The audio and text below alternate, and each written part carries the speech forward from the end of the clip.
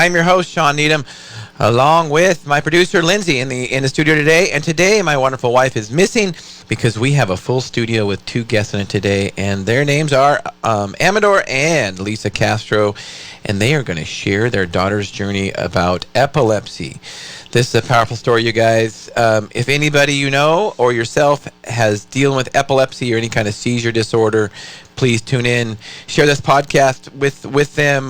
We are streaming live on my personal Facebook page, Shawn Needham's Facebook page, and the Moses Lake Professional Pharmacy's YouTube site. Also, of course, we are in the studio at AM 1470 KBSN in Moses Lake, as always, every Monday, 1 to 2 p.m. And this story is very powerful. Don't be surprised if I cry, because I almost did when I was interviewing them last week. It's a very powerful story, and we need to get the word out to help others treat epilepsy, because there are other options, and they will discuss those. So, Lisa and Amador, how are you? Good, thank you. Good, yeah. Awesome. Well, thank you for being in the studio today. And Lisa, I want you to just start a little bit with your daughter's journey. She is 7 years old now, correct? Yes, that's correct. And tell us when you found out that she had seizures. So when Amarissa was about 6 months old, my mom started noticing some different motions that she was kind of doing. And she kind of warned us about that. We kind of didn't see them ourselves. And so we kind of just wrote it off until she had an episode one day that we were able to see ourselves. And so we took her to the ER when she was 6 months old. We had recordings of the episodes that my mom had taken. And when we were in the ER, they told us that she was having seizures. And we were super shocked. They didn't exactly look like what I envisioned a seizure to look like. But they sent us over to Spokane to Children's Hospital. And we went over to Spokane. We met a neurologist there who immediately walked in the room and said, your daughter has cerebral palsy, and here's the medication, and we'll schedule an MRI, and we'll see you in 6 weeks. And that was kind of it. And we were devastated. Gosh, I wasn't going to cry. It was really hard. We didn't have much information. She didn't talk to us a lot in detail about it.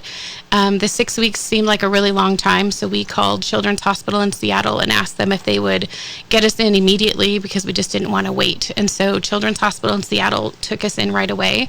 And within just, I think within 48 hours or so, we received her diagnosis. Amarissa has been diagnosed with polymicrogyria, which is small rolls or small folds in her brain.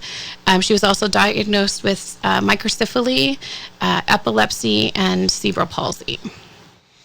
Wow, that must have been really hard on you guys as parents. I can't imagine. So what was the next step from there?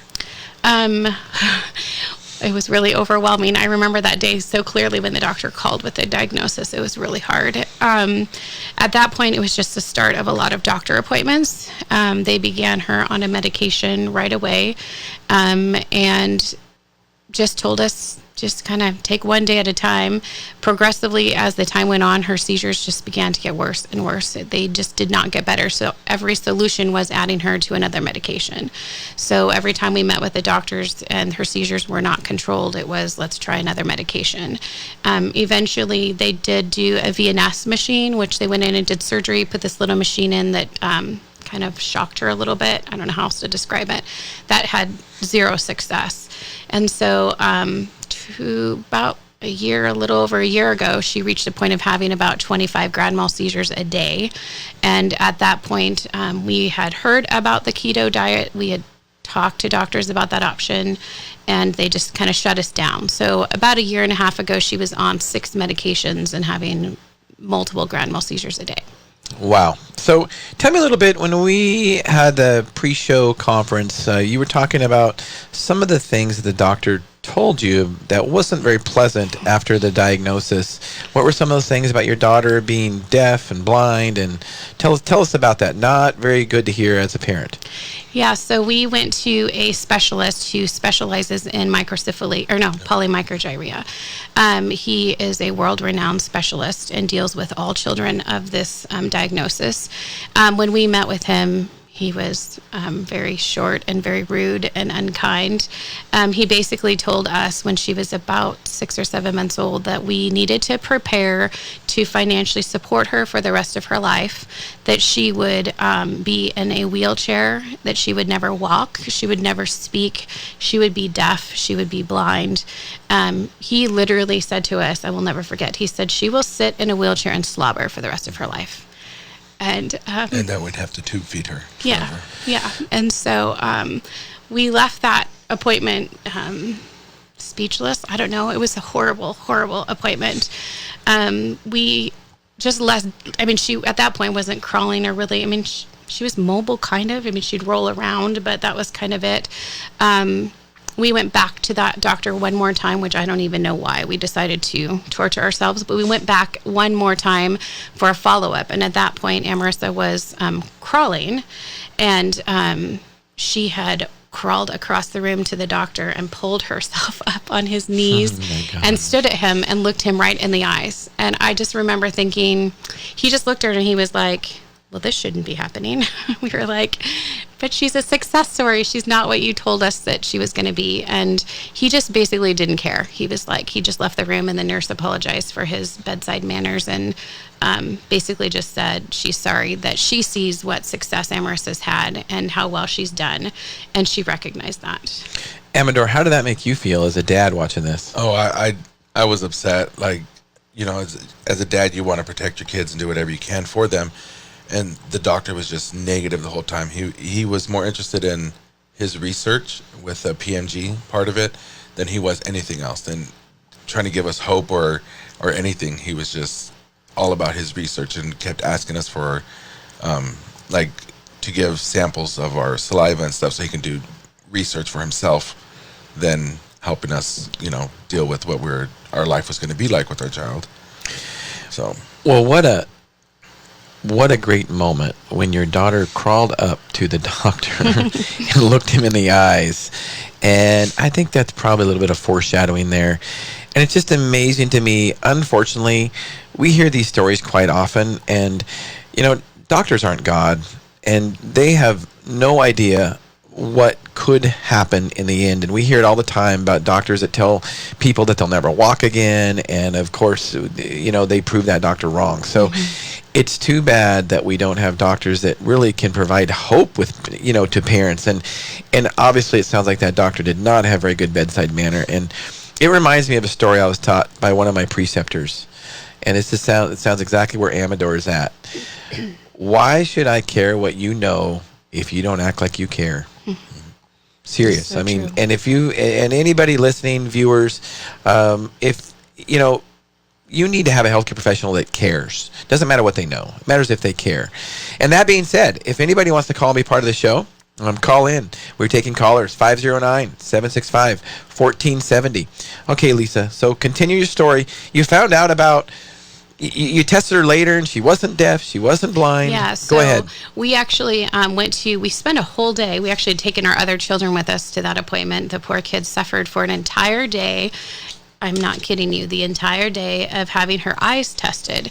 And when she was having her eyes tested, the reason it took so long is the doctor was just completely perplexed and dumbfounded as to why she could see. He kept trying a different test and a different test because every test that he took showed that she should be completely blind, but she could see completely fine.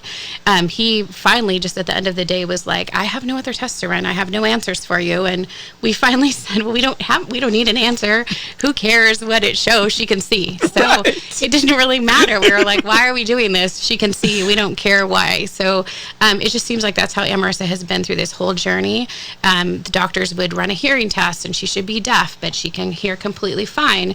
And so that's, I think, why when we see parents that reach out and say, hey, I want to see this Dr. Dobbins, or hey, what do we do when my kid has been told this? We always try to remind them that don't let the doctor diagnose your child, because diagnose, like you can give them a diagnosis, but don't let them determine and give you no hope, because just because one child is one way does not mean that every child is going to be that way. Don't let them define who your child's going to be, because every single child is different. And though the MRIs and everything show that she cannot walk, she shouldn't be walking, she shouldn't be seeing, she's doing all of those things and beyond. Wow, what a success story, and we'll get into a little bit of the details, but let's go ahead and start talking about it. So you guys, she changed her life, and we'll talk about the details. Amador will talk about the details of the ketogenic diet, but you guys had mentioned that a few years before, or into this journey, you guys had talked to the doctor about this, and they said, oh, they were kind of foo-fooing the keto diet. Tell me why that is. Well, so they told us a couple of things why we couldn't do the keto diet. They didn't know how she would eat. They kept telling us that a lot of kids don't like meat and like certain things, and they were kind of discouraging us, saying it's really expensive. That was the biggest part, is they kept saying it's super expensive. People don't follow it right, so they just give up. Their kids continue having seizures, and then they have to go on more medications and stuff. So that was one of the things that they kept telling us. It's just too expensive to do. That, you know what? We talked about this a lot on this radio show, and this radio show, one of the reasons we started this radio show is to educate and empower consumers that they are in charge of their own health or their family's health, and that doctors or pharmacists or any healthcare professional is just someone to help them hopefully get to that journey, but ultimately they are in charge. And I'm so glad that you guys took the step to go and look into the keto diet even further. Now, it amazes me how we hear this all the time. We hear this with cholesterol a lot. Oh, well, you have high cholesterol, so we're just going to give you a medication. Let's not sit down and actually talk to the person and say, well, you know what? You can change your diet. You can modify your diet. You can modify your exercise program, and your cholesterol will get better. And the reason the doctor prescribes a medication is because they think the patient won't necessarily follow their direction of diet and exercise. That's very shallow-minded thinking. And I'm so glad that you guys decided to take matters into your own hands and better your daughter and your guys' entire lives by actually going through with the keto diet. Now, I don't understand either how, the keto diet is high-fat, low-carb diet. And in theory, with the keto diet, you could eat ground beef all day long. Now, we're going to go into some more details later on about what you guys do, because there's a lot of options now. But, ground beef is not expensive. I mean, and you could buy cheap ground beef because it could be high in fat. So tell me how that's more expensive than a high-carb diet. Seriously. Right. I mean, I don't quite get that. So, and saying is a very general term to say that most kids don't like meat. I don't know. I seem to know a lot of kids that do like meat then. So it's about time for a commercial break. We're going to come back in a few minutes. You are listening to Health Solutions with Shawn and Janet Needham, and we will talk to you in a few minutes.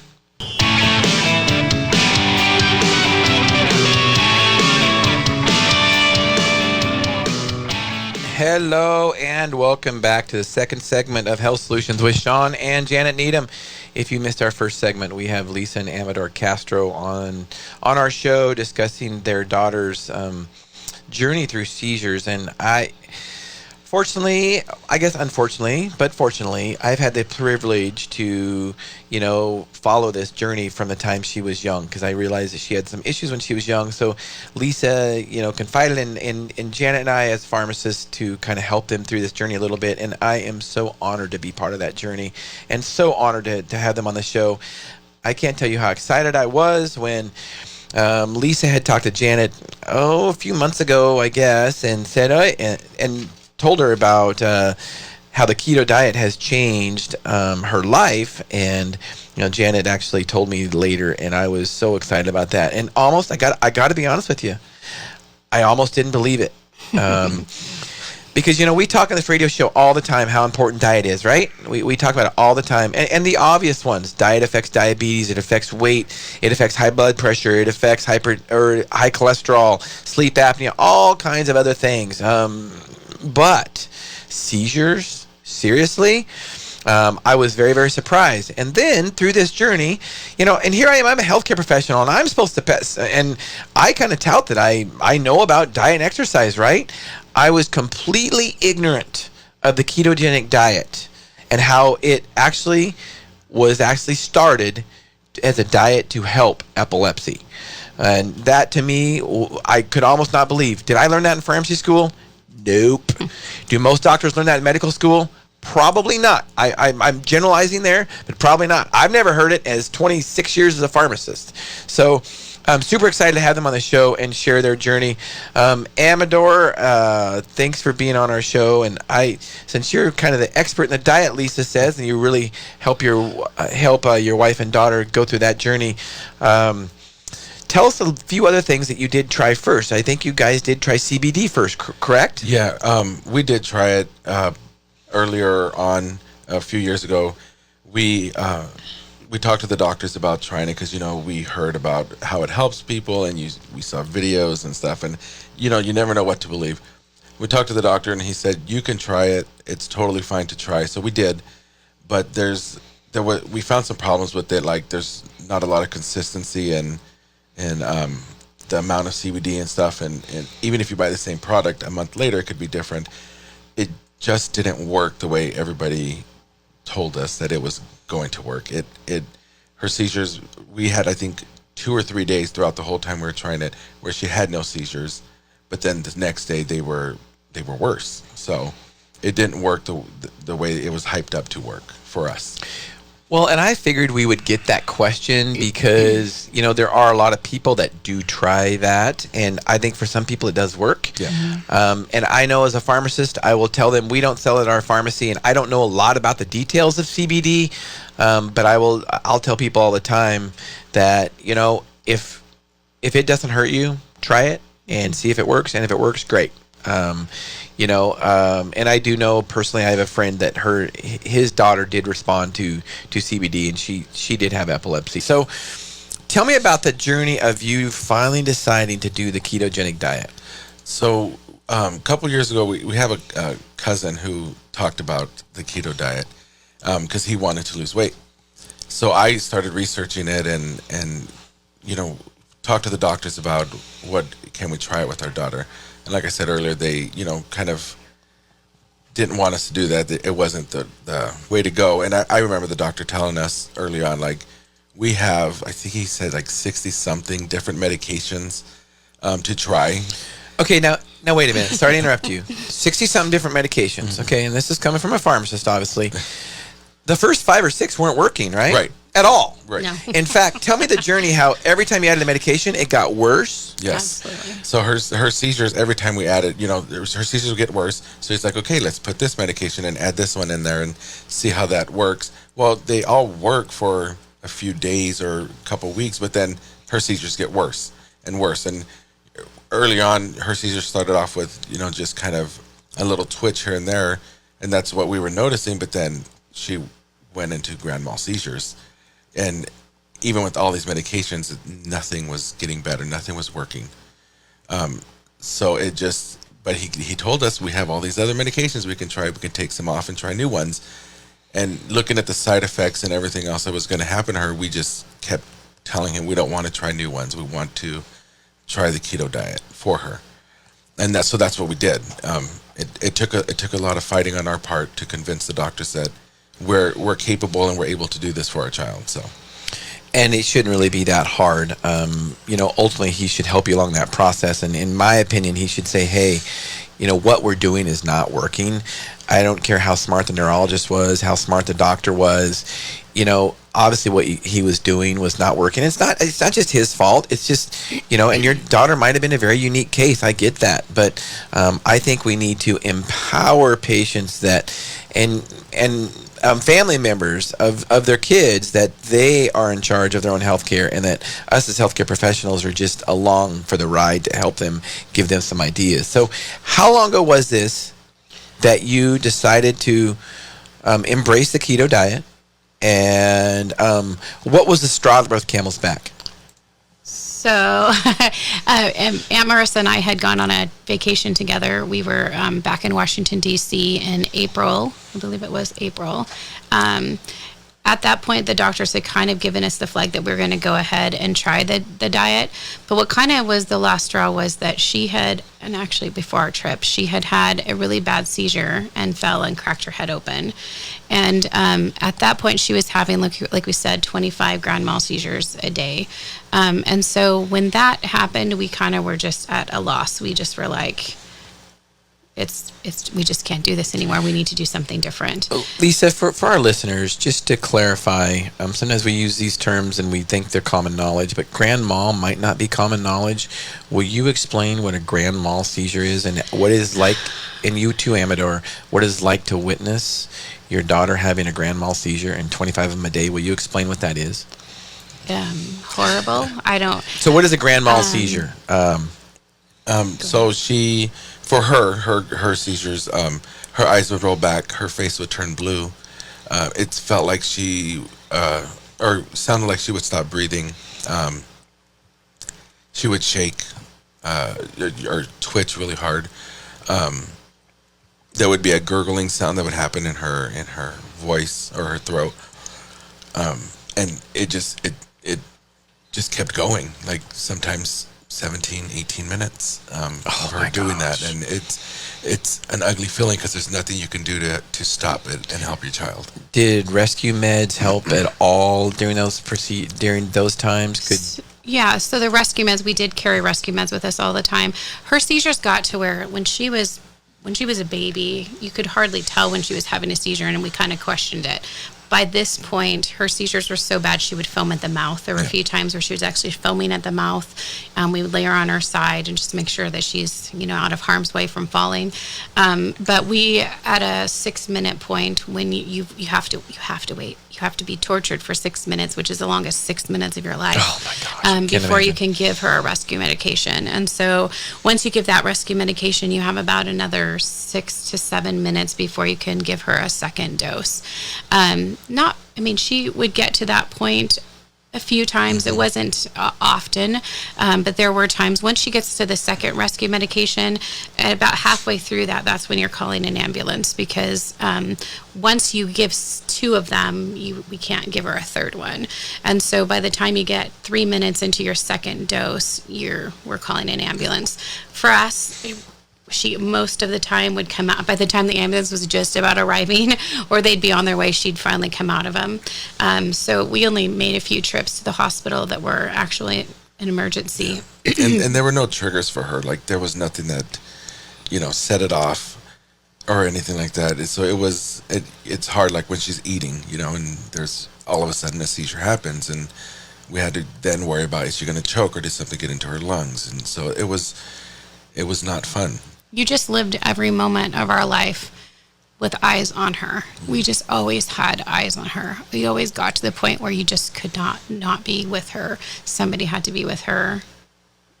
Wow. All the time. So Lisa, tell me the story. We were talking about what was the final incident. I think you were going into the seizure that she had at the store, right? Yeah. Okay, go ahead. So we had traveled. At this point, we kind of knew we were going to be starting keto.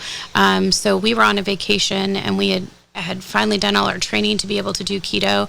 And so we went on a little trip, and during that trip, we were in the mall, and at that time we didn't really have a wheelchair. We just had a bob that we used her to take her around in. And so when you have a seizure, when hers were really bad, you have to get her out, lay her on her side. And so we were in a mall, we were in a store shopping, and I just remember all of a sudden she started to have a seizure. And so I had nowhere to lay her. We usually would, if there was nowhere, you'd just put her on the ground, which is always really gross. And so we were at the front of the store, and the lady just wiped the counter off, cleaned everything off, and just said, lay her here. And so I just remember laying my child up on this counter on her side, and she was just having this horrible seizure.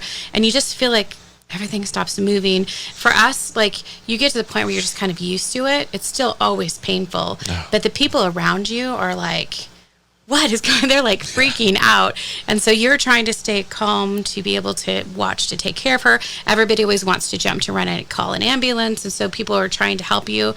And it's hard because you have to tell people she's okay. Like, you're in yourself, in your mind, even though you've done this for a long time, still trying to convince myself that it's okay. But I'm also trying to tell other people it's going to be okay. Like, just give her some time. And that was one of the last ones that I remember that was a really big one. And just remember thinking, I remember my cousin saying to me, who lives out on the East Coast, she just said, I didn't realize this was how your life was. And I guess I didn't realize when she said that to me that you just get so used to doing it, you don't realize anything other than that. And so you get to a place where you're like, wow, how are we doing this? Like, this is really hard. This is hard. And you just do it because you love your child. You have no choice. So you do it. I just can't imagine watching my child go through seizures like this over and over again and feeling helpless, right? I mean, you because there just wasn't a lot you guys could do about it. So, okay, so then when did you start the keto diet after that? We transitioned on that trip from liquid formulas, which you can't have liquid medications, to pill form medications. So we started that change before we started the diet, correct? Yep. Because we had to count carbs. Count carbs. Okay, and then Amador, tell me a little bit about starting the keto diet the first day. How did you do that? So I did, like I was saying, I did a lot of research of what the keto diet really was. Plus, we had to go to Children's Hospital, and the nutritional team kind of helped us out, like gave us ideas of what to look for and ingredients and things like that with everything that she does. I mean, like shampoos and conditioners and lotions and toothpaste and everything that has carbs in it. We had to learn how to read all the nutritional facts and the ingredients and everything. So after I got all the information, I just did what I think any parent would do for their kid is you just fix your life to accommodate her, because we wanted to do this and do it all the way and not take any chances, because I felt like it was going to be the thing that helped her. So the very first day, I just prepped all her meals. We got her breakfast ready. I honestly couldn't tell you what it was for breakfast. I think I made, it was probably like Cool Whip or something. Not Cool Whip, but whipped cream. Homemade. Homemade whipped cream. Yeah, because Cool Whip would have carbs. Right. Yeah. Yes, Cool Whip would. But yeah, I just always call it I Cool Whip. knew you knew that. Yeah. You know it a lot better than I do. Yeah. I'm sure. And so I just started prepping all her meals for her, and I learned how to look at food like that she wants and make it keto friendly. It's actually pretty easy to do now. When if she wants a cupcake, that's simple. I could do that. I just know how to. I've just played with different foods and stuff in order to figure out what she liked and how to make it so it's perfectly okay for her. Yeah, it was probably, pretty good timing, because there's so many different, I mean, like you say, you can get keto cupcakes now. I mean, Yes. who would have thought? I still, honestly, I don't know enough about the details of keto cupcakes to figure out how you can make a cupcake without any kind of carbohydrate in it, but I guess it's possible. I just don't know enough about the diet, and I'm glad that you've done a lot of research about it. So didn't you were telling me that the keto diet is actually, you're the one that kind of educated me on this, is about 80 years old, correct? And Yes. it started out as a diet to treat epilepsy, correct? Yes. Can you tell me a little bit about that, Amador? So when I was doing some research and stuff about it, that's what I found out. So the Children's Hospital kept calling it modified Atkins diet, which is kind of what it is. Right, yeah. But, popular diet trends right now is the keto diet. Same thing. So when I was doing research before we started and stuff, I just wanted to know like what it entailed, because some people make it seem so complicated.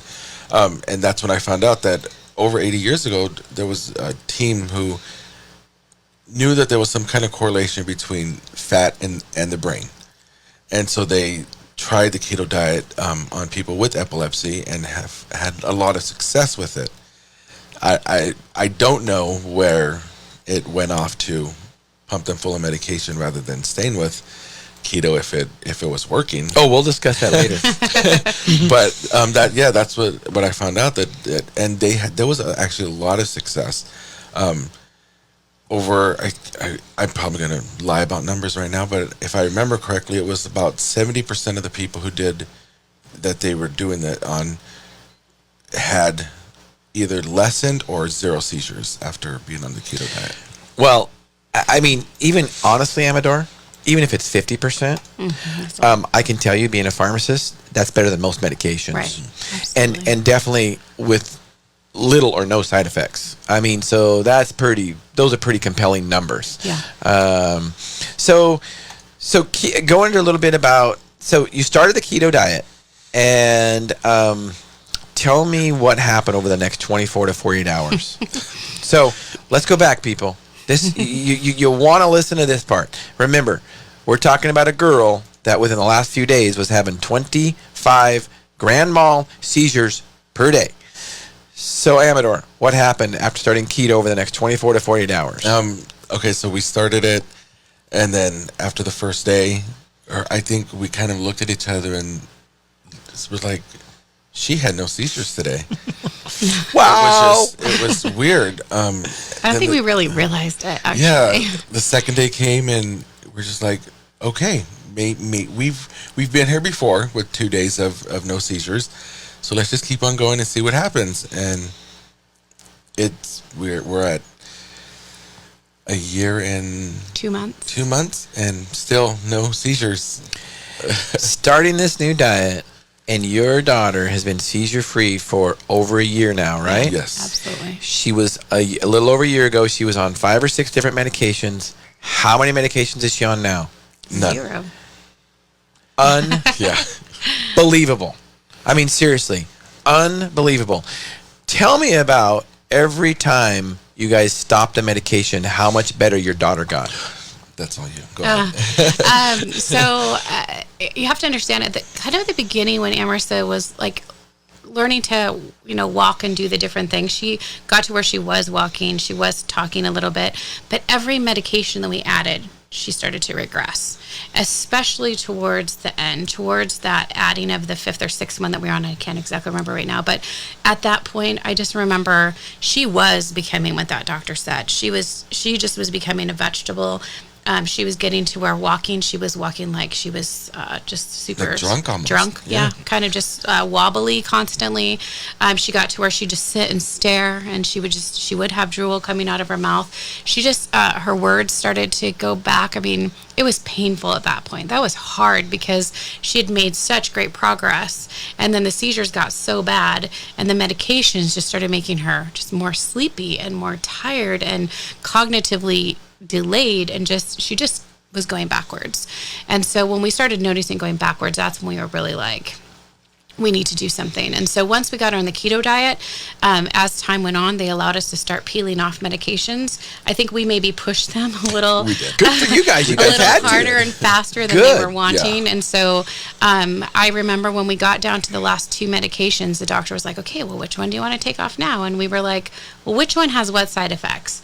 And one of them, I just remember him saying, had a greater side effect on your cognitive delay. And so we were like, that's the one we want to take off next. And so we just kept peeling the medications back. And I'm not kidding you, this kid is like, I just wish everybody had a moment to spend with her, because what she was like then and what she is like now is like, I mean, there's just no words. It's just absolutely, she continually is just cognitive. I mean, I just feel like every day without a medication is another day where she's like waking up more.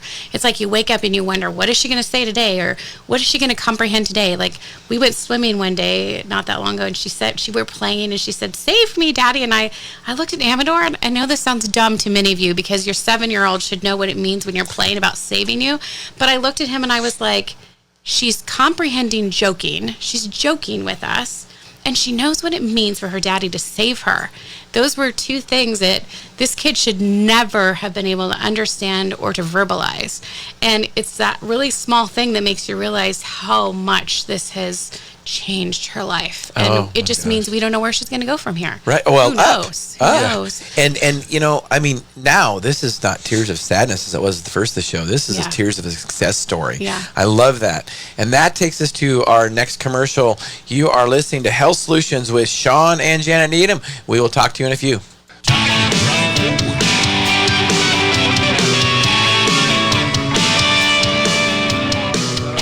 And welcome back to the 3rd and final edition of Health Solutions with Shawn and Janet Needham. And if you have missed our 2 great segments today, you definitely missed out, that's for sure. There's some powerful words being said and a powerful success story. Started out as a very sad story and ended up as a success story. And I like I said about diet before, we've talked about it on the show, but, I never in my life thought that diet would affect somebody's seizures, honestly. I mean, it makes sense, right? But I didn't think that I would have somebody in my studio that had a daughter that went from 25 seizures to be in seizure free by changing their diet. So we really shouldn't be really surprised when we think about keto diet, high fat, low carb. We shouldn't be surprised when it comes to that and seizures, because seizures are caused from misfiring nerves. I'm a simple person. I don't even call myself a scientist necessarily, but misfiring nerves, that's the simplest thing to say about it. And our nerves and our brain cells, our central nervous system is full of fat and cholesterol. So why should we be surprised that a high-fat, low-carb diet should actually help seizures? Really shouldn't be that surprising. And we see it all the time, and we've talked about it on this radio show, how cholesterol-lowering medication has actually been shown to put people in a cognitive decline, actually possibly cause of dementia. So, fat is not bad. Let's remember that. Fat is not bad. We cannot live without fat. That's a good thing. And they were talking about medications. If it's misfiring nerves, the reason we give medications is to stop nerves from firing. Well, guess what? When those nerves stop firing, we stop thinking, we get sleepy, we get drowsy, our brain just stops functioning. And that's why she kept regressing possibly every time they add another medication. So let's go ahead and continue our conversation. Amador, you're doing a great job. Tell us about your journey after 2 days, about what your daughter's diet looks like, and when you guys travel with her to friends' houses and stuff. So everywhere we go, we've changed our life from not being prepared and just doing whatever for her to always being prepared with everything we need. I always pack extra stuff because you never know if something happens. But I pack her lunch for school. I pack her breakfast for school. I pack all her snacks. The school that she goes to is amazing. They really work to keep her on track with the diet and to make sure other kids and stuff don't give her things. So we have a wonderful team that we work with there. I feel comfortable and safe and know that she's safe there. When we're at home or we're at barbecues or parties or whatever with friends and stuff like that, I just make an announcement. And I have no problem doing that because she's doing amazing, and I want everybody to know how amazing she's doing. And so I just kind of warn them, like, I know that she's cute, I know that she has beautiful dimples, and she's such a happy kid, but don't feed her. Right? Let us do that for her. So we always pack everything. If we know if it's a birthday party, then we'll take a keto cupcake for her. Or if it's just going to be finger foods, hand snacks, finger foods, we will take, things that she can have so she doesn't feel left out. And she feels like she's a part of everything that's happening with everybody there. So did she ever feel like, did she ever crave carbs? And what is her limit of carbs? And does she ever crave carbs? So her limit is under 20 carbs a day. 20 to 25, but I keep her about 20 carbs a day. The only carbs that she craves, that she constantly asks for till this day still is French fries. I don't know how to find a keto French fry for her. That's one thing that I fail at. But anything else, like she wants chocolate or she wants ice cream, the products are out there now. People have them. I actually learned how to make keto chocolate for her, so I kept them in the freezer. And when she wanted some, I'd give her chocolate. So she does crave the carbs, but we supplement it with keto-friendly ones, obviously. So the doctor originally told you guys the reason you didn't want to do keto is because it was so expensive. Talk to me about that. It is not as expensive as everybody makes it sound. Is it even more expensive than a regular diet? I would say no. Our food budget hasn't changed in our house, and I mean my cupboard is stocked with stuff I can make for her. So it hasn't. I haven't seen a big. I would say change. that there's probably a couple products. I mean, since Amorous has started, keto has exploded in this last year. Right. So when Amorous before, she loved cereal. Well, cereal had to be taken out of her lifestyle. There's keto cereal now. She loves keto cereal. However, it's probably, I mean, it's definitely more expensive. It's still not out of the budget. We still can afford it. It's more expensive than a box of Cheerios that you would find. There are certain specialty things that I think are bread. We have keto hamburger buns now. She loves hamburgers. Those are not any more expensive than a regular keto hamburger. So can you guys help me out? I'm serious. Do you guys know how they make I'm ignorant here. How do they make a hamburger bun without carbs? Serious. Do you guys know they use? Well, they do have carbs. They're okay. 3 carbs per bun. Because what do they use for flour? Like almond flour or something? Do you guys know? No, they use some. Oh gosh. If I had sorry to put you on the spot. I'm curious for my own knowledge. Look it up. I don't remember what it's called. You were gonna look. There's some root fibers in there, and some type of starch that is it's a fiber rather than a carb. Then I see. Yeah, okay. like a normal carb. Yeah, so yeah, and it's net carbs, so it's not. Because if you look at the burger, the bun, I think it's like 15 carbs, but we go by net carbs. Yeah. Okay. So all right, cool. Well, thanks for clearing that up. So you guys' food budget didn't really change at all. No, I think there's specialty things that would cost us more, but she doesn't. We can do it without those fun things. I guess I would call them fun foods. We don't have to have them.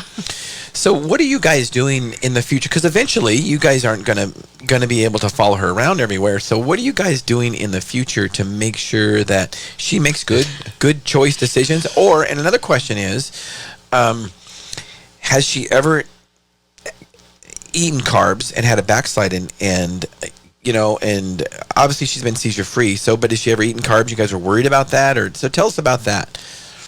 As far as we know, she's had no more extra carbs than what she's allowed to every day. Like when we first started, they told us that's why we had to learn about all the other products that she uses, like shampoo and conditioners and soaps and stuff like that, and sunscreen, because those things could add carbs that get absorbed in her skin, and we don't really realize that, if she had a seizure, that could be one of the things that we're doing it for her. Yeah, I had no idea about that either. When you told me about that, I had no idea. That's very interesting. And it's just a reminder that it sounds like you guys have been good about reading labels. Yeah. Yes. It just sounds like we should all get good about reading labels. Yeah. So go ahead, Amador. Gosh, I don't remember where I was going with that. She didn't eat any carbs. You're pretty sure she stayed under the carbs. But what are you doing in the future to make sure as she gets older that she can do this by herself? So, because of the brain damage that she has in her head, she will probably never be able to live by herself. She's doing amazing in learning more things and stuff. I honestly don't know if she'd get to a point where she'd be to be by herself. Mm-hmm. So I guess the part of me is like, I'll always be able to help control it for her. I guess we just don't know. I guess you're asking us a question that we've honestly never talked to about with each other, because we don't know where she's going to go from here. Well, and honestly, you guys are so new in this process. You've really only been progressing for a year, and you're just saying some things that, it's been a while since my kids were that age, but Daddy saved me, something like that. I mean, I don't know, would a kid say that when they're, usually 3 or 4, maybe? Yeah. So she's progressed a lot. Absolutely. So who knows how much further she can go now, And I got to think, I think it's a pretty well-established fact. I think you guys have probably done research on this. Every time somebody has a seizure, they lose brain function. Yeah. So she was obviously, when she was having 25 of them a day, it was not a good outlook for sure. So definitely progressing now. So what do you guys see? What do you guys see as the future for her? Well, her future is going to be amazing, because we're always going to be here to support her and keep her life the best that it can be. But I don't know, we've talked with the doctors now and stuff, and we might try upping her carb intake to see if she can have a few more things that, she might be lacking. Maybe she can have some French fries one day. We don't know. Right. But, I mean, her future is going to be amazing. And really, the doctors have said, too, they've told us that there could be a possibility that she could go off of keto, that her life could maybe possibly be without keto.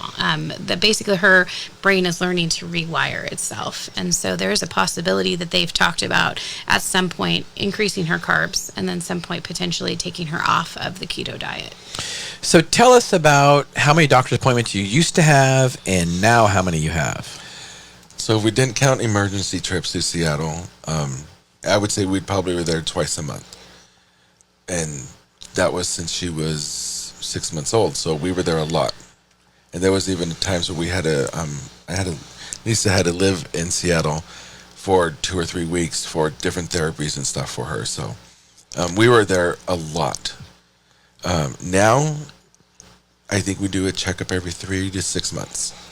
Wow. So definitely when it comes to economics for the healthcare system, it definitely does not help with drug companies for sure, because you guys aren't buying their drugs anymore. Right.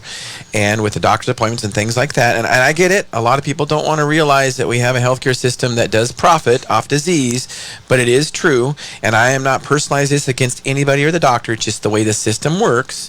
But you guys have been able to, save your guys' daughter's life basically by changing her diet and going against what the medical system was really driving towards. And I say kudos to you guys, because that is just awesome. And that's one of the points of our show, is that we want to educate and empower individuals to take care of their own health and their family's health. I wrote a book on it. It's called Sickened, How the Government Ruined Healthcare and How to Fix It. It is available on Kindle form on Amazon. Go to Amazon and download Sickened, How the Government Ruined Healthcare and How to Fix It. Working on an audio edition and a paperback book, hopefully to be done by the end of the year. So Amador and Lisa, in 30 seconds, how would you like to, parting words for the show? Go for it. Okay. I love what we've done and been able to accomplish with our child. And if anybody ever has questions or wants to know a little bit more, don't be scared to reach out to us. On Facebook, you could find me. I'm probably the only Amador on there. But I love talking about my child and everything and all her success. So if anybody, wants to know anything else or has questions, ask us. And we love talking about it. So it'd be... I love it. Answer. Amador Castro, go to his Facebook page and message him. You've been listening to Health Solutions with Shawn and Janet Needham, where we stream live every Monday, 1 to 2 p.m. at the AM 1470 KBSN studios. Stay tuned for us next week. We're going to have David Michael back on from Cliffhanger Academy. You don't want to miss it. We will see you next week.